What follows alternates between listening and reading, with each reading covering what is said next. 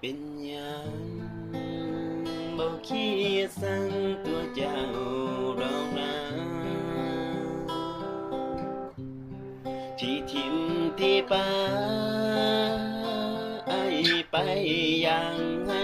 หัวใจเจ้าเริ่มใหม่กับคนที่หวังใจอายเพพังอย่างได้ก็ห้องให้ทิมโดดทิมมันแล้วไปเมื่อบ่มีใจฟื้นไปก็เท่านั้น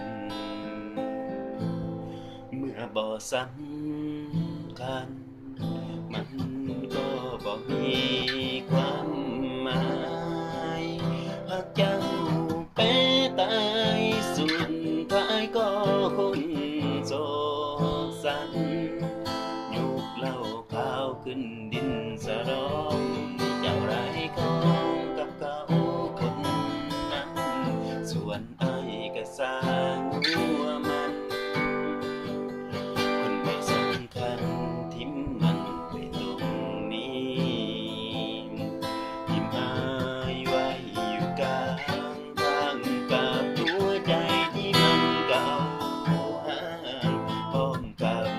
ความอ้างว้างทิมอยู่กลางทาง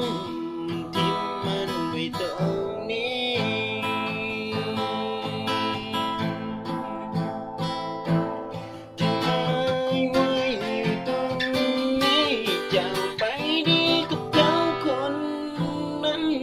ส่วนไอ้ก็สร้างหัวมันอย่าได้ใส่ใจอย่างมากไกลในเพียงความสัมจนว่าเจ้านั้นในความสุขใจส่วนไอ้เป็นคนแพ้พ่ายส่วนเจ้านั้นกลายเป็นเส้นคนร้ายใจ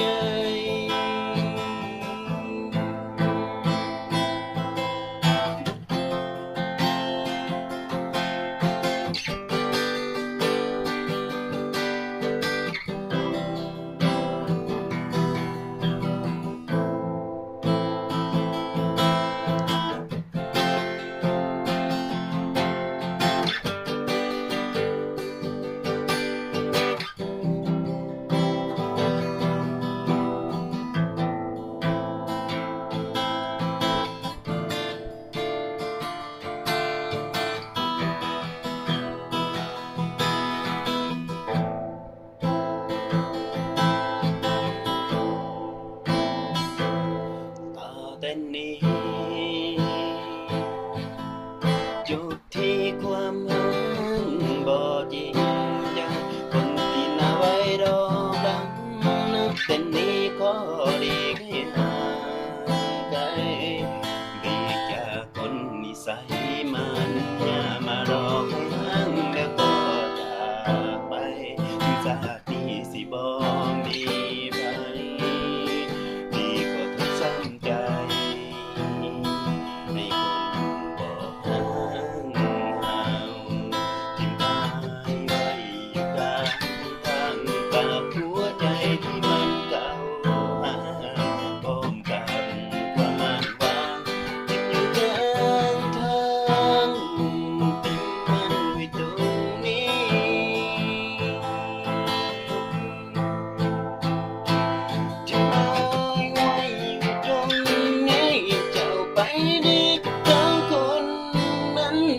ส่วนไอ้ก็สร้างหัวมันอย่าได้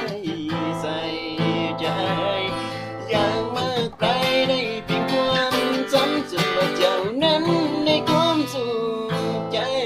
ส่วนไอ้เป็นคนแพ้พ่ายที่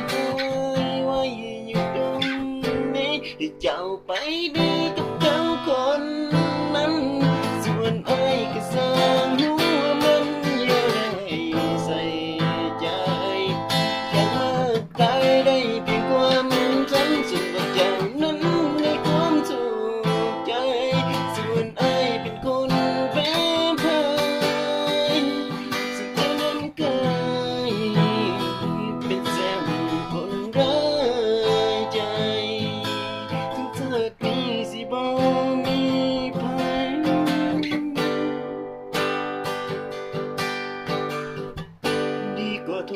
สมใจ